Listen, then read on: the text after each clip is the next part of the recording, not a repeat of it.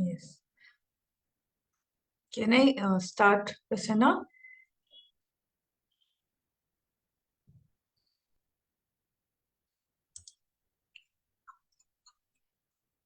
So, hello, everyone. My name is Sneha Goel.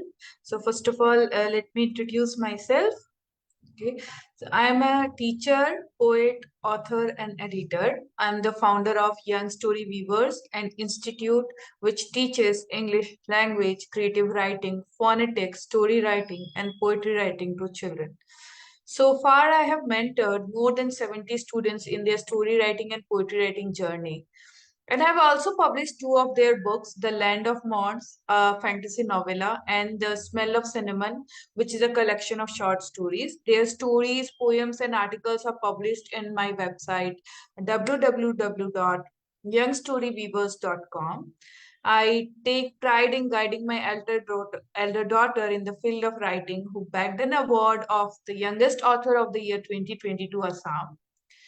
Being a domestic violence victim and survivor, my writings are greatly influenced by issues faced by women since their birth. My short story named When Pihu Was Born has been published by Scholastic India in an anthology named Path Up the Hill Enduring Short Stories. And The Dark Truth was published in Lives Like That by Writer's Pocket. My poems are part of various anthologies like Manu Sattvam, Flame of a Distant Mountain, Cityscapes, Warrior in Everyday Woman, 11 is to 11 Wishes. Now, I would like to thank Prasanna K. Kumar and Dr. Rupali Sirkar Gaur for seeing my potential and helping me harness it. Your recommendations give me the zeal and confidence to excel. So I'll start by reciting a poem which got published in Reach for the Skies. So it's an international anthology of poetry by Fertile Brains, Yearbook 2024. To be a good student, wasn't I told to be a good daughter? And how I was taught to be a good wife, a daughter in law who never raises her voice, and then a good mother who sacrificed her existence. Year 1, Existential Crisis. Being others' puppet for half my life, I lacked purpose. No longer could I love nor be the mother I was before. Only choose responsibility. Pretend I loved them galore.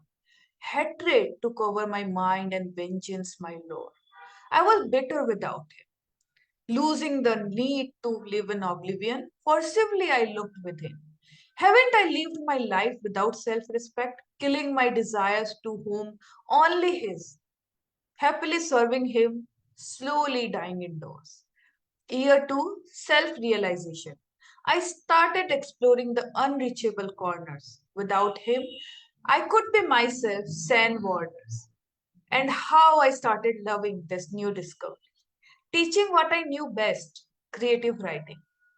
Year 3, Forgiveness.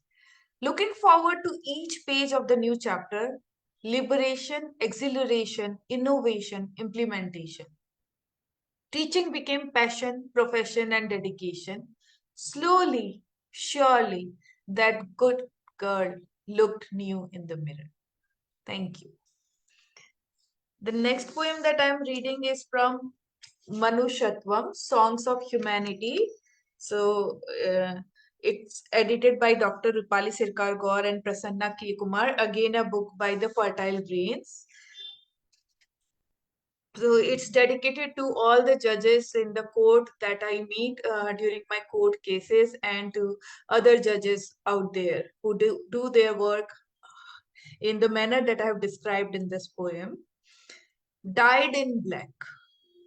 Some heroes do wear capes, dyed in black.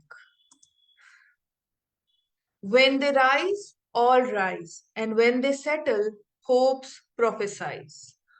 Seated on the benches in their assizes, where their might equals the king's, we read in textbooks. People come to their sanctuary to seek justice. Victims, survivors, and even criminals have the same right. They listen patiently, petitions, suits, plaintiffs, judge none till the end. For hours, listening the witnesses. Women crying about their sufferings. Women crying about their sufferings. Men explaining their shortcomings. But they hear. To an average mind, such allegations are nickel and dime, but they are engrossed, wearing their capes, absorbing the facts, analyzing the evidences, dyed in black. Must their heart have become, I guess? But they come again, another day, armored with texts. No commoner can miss the color as they pass their final judgment, dyed in black. The next poem that I'm going to read is from the book Cityscapes. So it is again edited by Dr. Rupali Sirkar Gaur and Miss Anita Joseph. It's about my city, Guwahati, echoes of ancient hills. In the cradle of hills, my city dwells.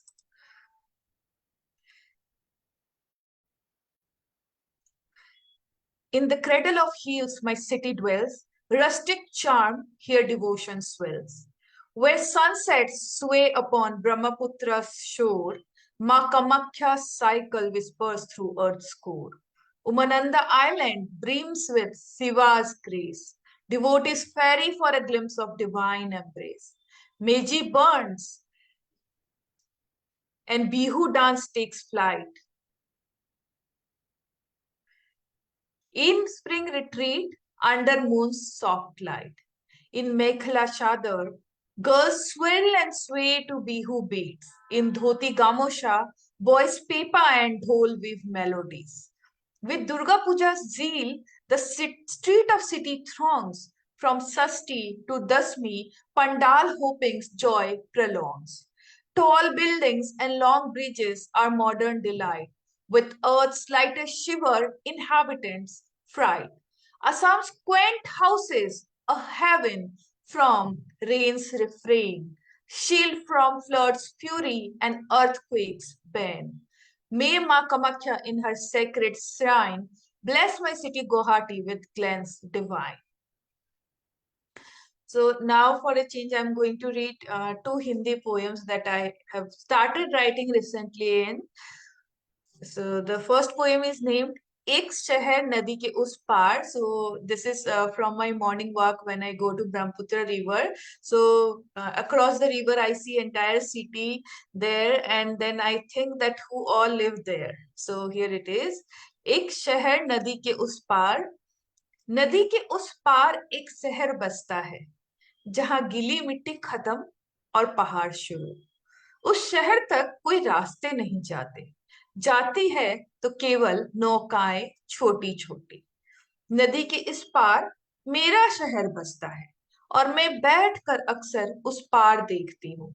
सतह पर मटमेला पानी और फिर भूरी मिट्टी, ऊपर सफेद बादल, नीला आसमान, सामने हरे पहाड़ मीलों तक जाते. और इन सब के बीच एक शहर बसता है जो मेरे शहर से ज्यादा छोटा और खूबसूरत जान पड़ता है.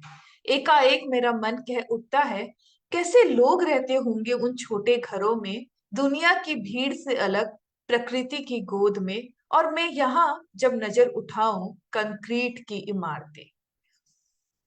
The second poem is on self-love. So it's titled एक खत खुद के नाम. लिखा है एक खत इस बार खुद को, कभी न हुआ यह स्नेह अब तक. आखिर पहचान ही लिया खुद को, भटक कर दशकों तक लोगों की नजरों में. जब समंदर भर खजाना है भीतर अपने, कहाँ मन भाई पोखर भर बोल औरों के. लिख ही लिया एक खत खुद को भी अरसों में, चलते रहे सिलसिला ये स्नेह अब बिना रुके.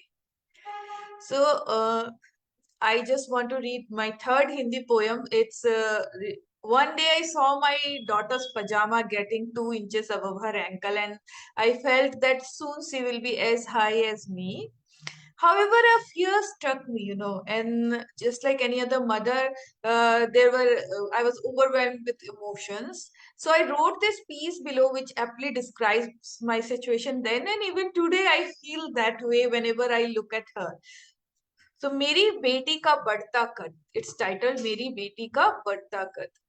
मेरी बेटी का बढ़ता कद इस बात की गारंटी है कि कुछ और दिन में लकी हो.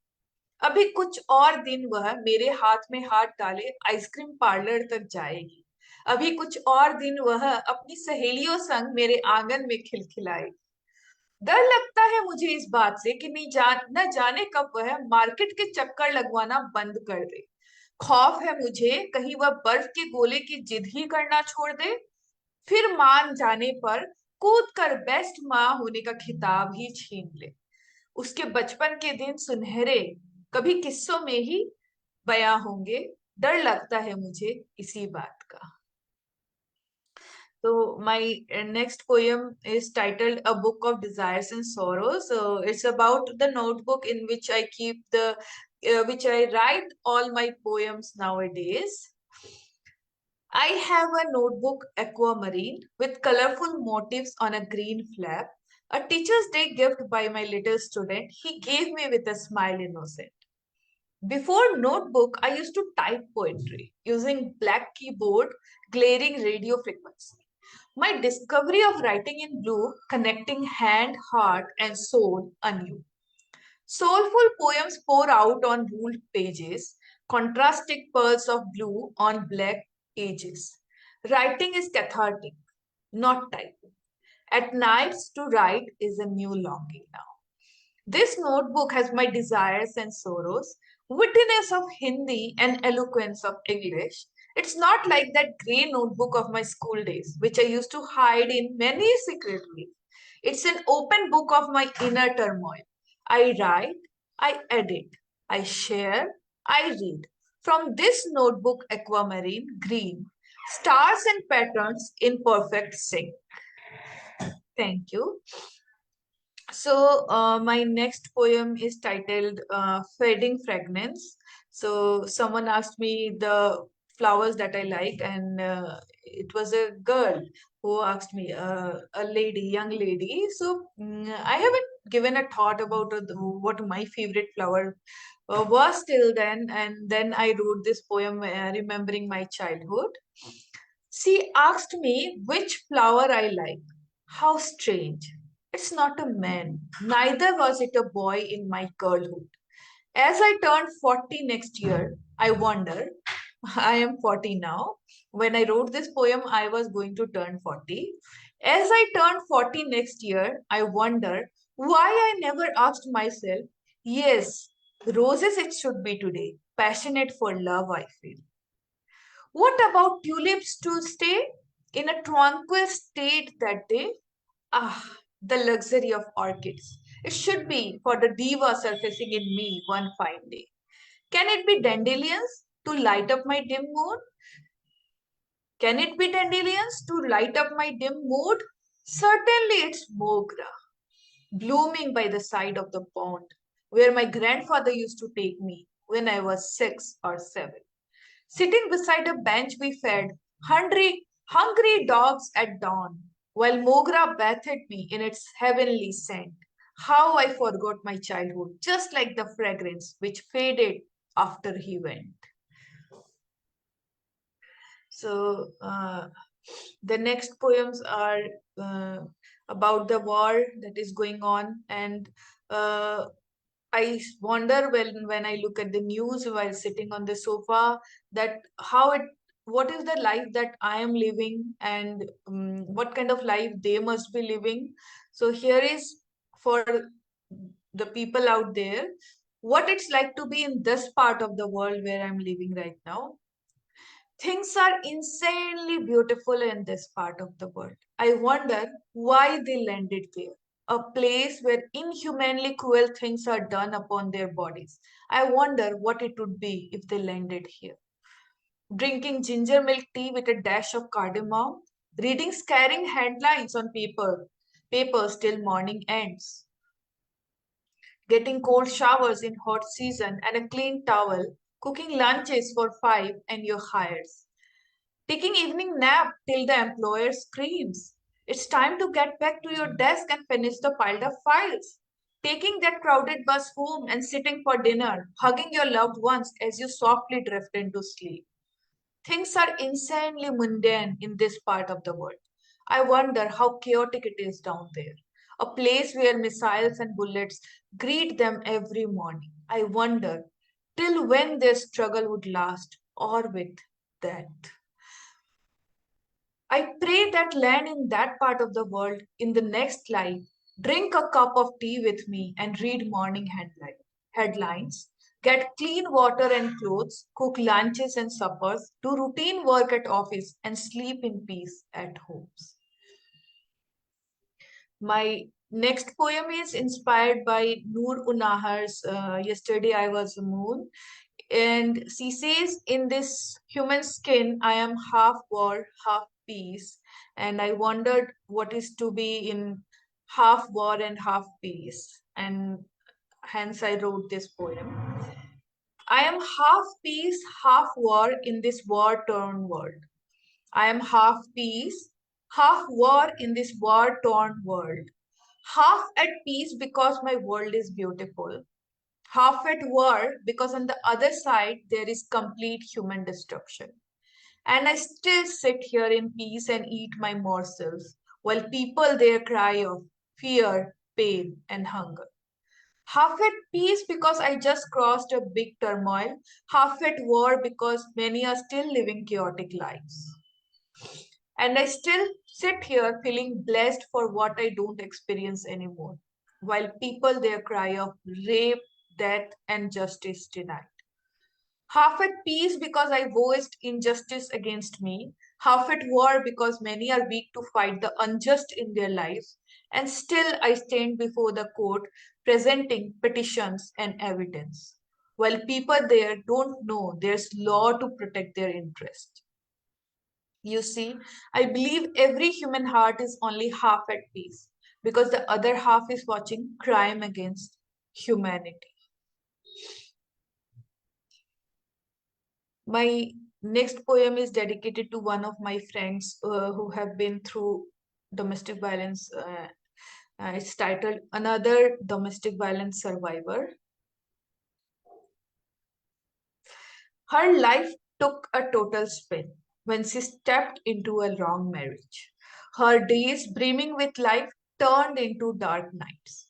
Her shaded skin and darkened eyes, hiding the purple tinted skin under a yellow scarf. Working the office with shy eyes, dealing with people in muffled smiles. When CCTV would watch her every move, her husband used to stay in Dubai and he used to watch her at her home using CCTV.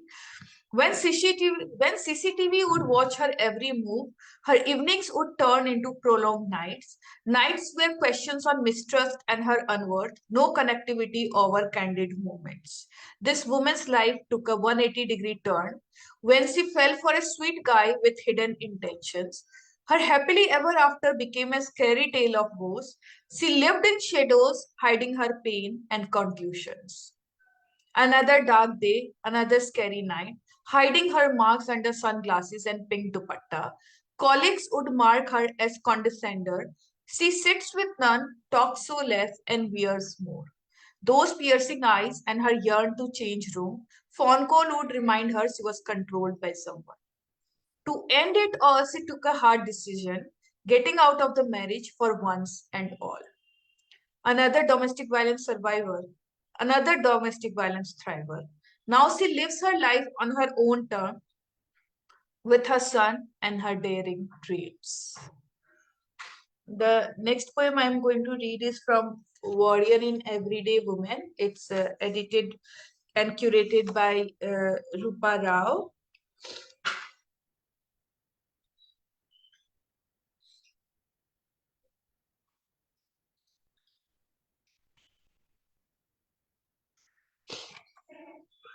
The poem is titled Femininity in Reverence but Acceptance. Femininity in reverence but acceptance. how divine the energy is of femininity, revered by one and the entire community. The same feminine energy in a human is exploited in the ways most unhuman. To keep intact the femininity, women's fight is for eternity. Often mistreated by those dominant, for men's animal urges to be content.